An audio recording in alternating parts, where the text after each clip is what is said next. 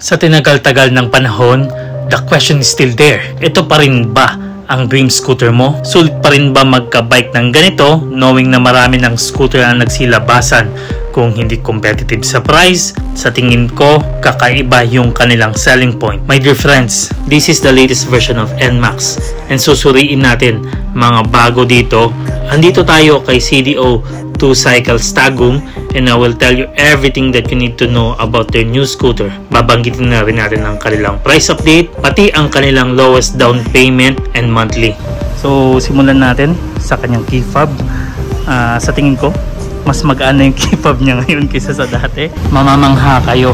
Kanyang looks din, kung titignan nyo po, mas refreshing siya. Isa sa pinakamagandang manonotice mo sa kanya is yung pagbabago ng kanyang harapan. Not just a facelift, my dear friends, ha. Ginawa na nilang yung tipong much more useful for long ride instead of just the beauty itself. Marami nagsasabi na mas maganda na yung old NMAX. Para sa akin, mas applicable to and mas maganda na yung kanyang itsura. Mas may aerodynamics na yung kanyang datingan. Kung titignan mo yung kanyang gilid, yung kanyang windshield, inangat ng konti. And kung titignan nyo naman, mas may wind resistance na siya and mas rider friendly na siya kaysa sa paputian. Kung titignan nyo rin, medyo angat din yung kanyang windshield dahil sa kanyang headlight. Para sa akin, lamang na lamang to. Kung titignan nyo yung kanyang DRL, sobrang linaw and medyo aggressive ang kanyang headlight. May pagka-empty yung kanyang datingan. Projector lang po tayo sa standard with a visible diffuser sa kanyang high beam. Sa mga reklamador ng turn signals, valve po pa rin siya. Pero kung titignan nyo po, since may diffuser siya, very visible and pleasing to the eyes, kumbaga. And nailipat na rin yung kanyang turn signals sa kanyang headlight banda. So kung tipong liliko ka, visible na talaga siya. Mamimiss mo yung X-Max na brake light sa kanyang likod. Pero this one, futuristic yung kanyang datingan, innovative kumbaga, and ganito tayo sa kanyang brake light. Pagdating sa kanyang quality or material, practicality, fundamentals, panalo po. Kung titignan nyo, ayan may mga disenyo siyang naka-black piano. Dito banda, meron. Dito rin banda, meron.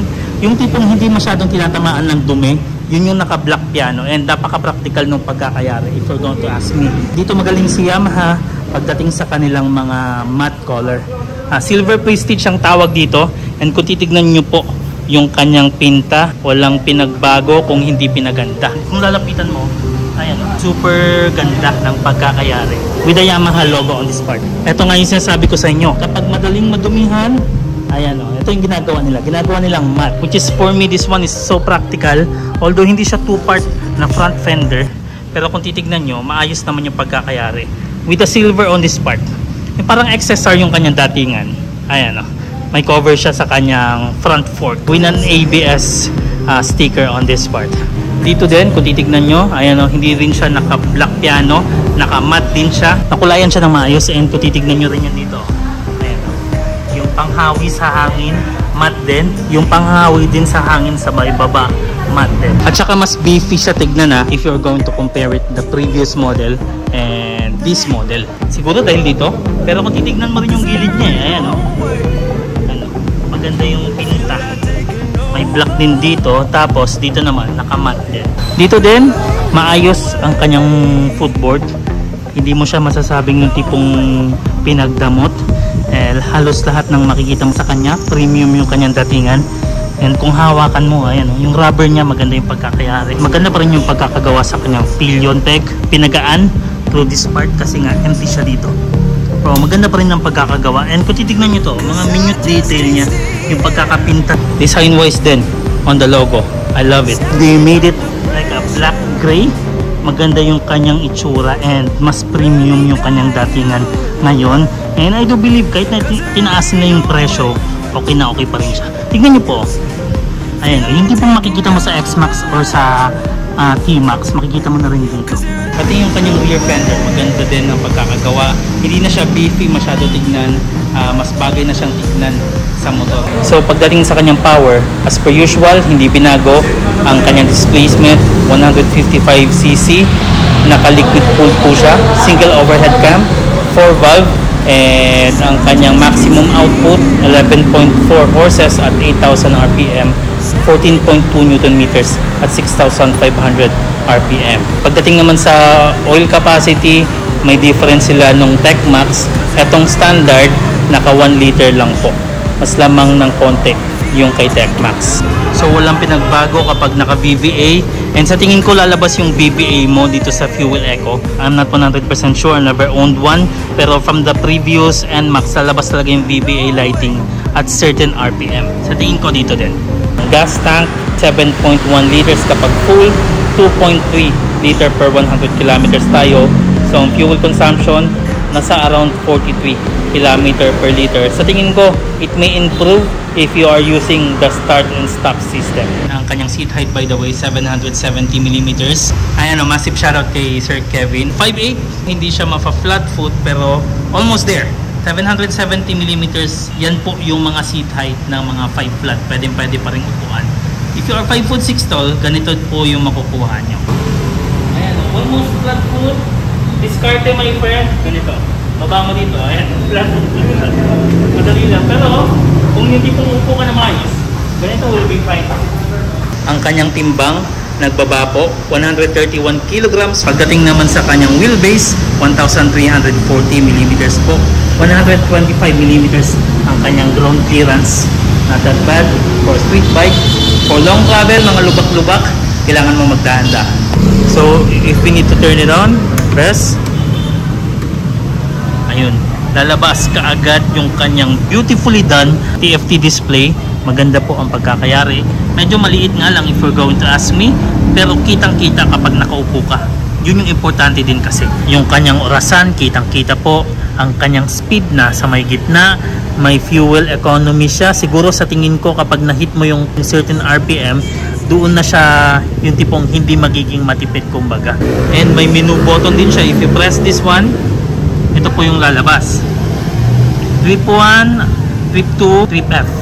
And yung battery, makikita mo rin yung voltahe. Yung kanyang TCS if you wanna turn it off. And yung kanyang odometer. And fuel economy. Very beautifully done. May fuel indicator. Hindi rin tinanggal sa bagong Yamaha NMAX standard yung kanilang Y-Connect. So, pwede mo pa rin itong makonect to your phone. And may hazard siya. Ayan o. Very rider friendly naman po if you're going to ask me. Yung kanyang controls, very available. And ito yung magugustuhan mo sa mga scooter ni Yamaha. Yung tipong abot kamay talaga ng Asian rider. At saka hindi siya maliit, hindi rin siya malaki. Tamang-tama lang talaga. Ayan o. Turn signals, abot po kung magra-rides ka, wala problema. Busina, malakas naman po as per usual. And nagustuhan ko rin tong design ni Yamaha. Pagka-premium yung kanyang datingan dito. Oh. Ayan o. May Yamaha logo pa rin, hindi pinagdamot. May start and stop system din po tayo, pampatipid din ng gasolina. Dito naman po, kung titignan nyo po, malalim po ang kanyang glove box. Hindi nga lang siya di cabinet, pero okay na okay lang. Siguro mga towel, mga gamit na pwede mong iwan, pwede mong ilagay dito. Ayun o, it's big enough. Very big. It's like the Void. Dito naman, ayan o, hindi nga lang kalaliman, pero kasyang-kasya ang mga modern na phone, lalo na yung mga malalaking phone na mabibili mo nowadays. Buksan naman natin yung seat. Ayun, as per usual, malaki pa rin po, walang nagbago. If not, pinalaki.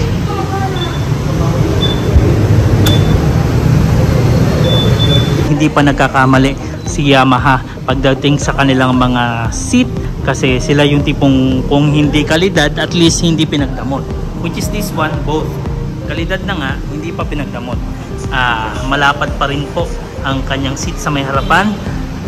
Tignan nyo yung umbok niya dito, my dear friends. So ito yung magugustuhan mo sa kanya, kasi if you wanna chill ride, go sit here. Kung gusto mo ng rason para yung tipong pang racing yung kanyang datingan, yung tipong nakatuck in ka, yung puwet mo well relaxed dito. This is very good actually for your backbone or for your lumbar sacral.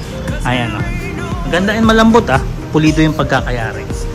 And ito yung nagustuhan ko sa kanya, kasi nga mababa yung seat height. Tapos kung uupuan ng isang 5 flat, pwedeng niyang ibaba yung sarili niya dito para abot niya yung sahig kumbaga. Wala lang, very smart lang from Yamaha.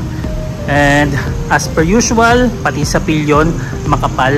Ito yung makikita mo kapag Filipino, tatlo yung nakasakay sa motor. Kasyang-kasya talaga dito, my dear friend. Ang kanyang front fork, non-inverted bolt.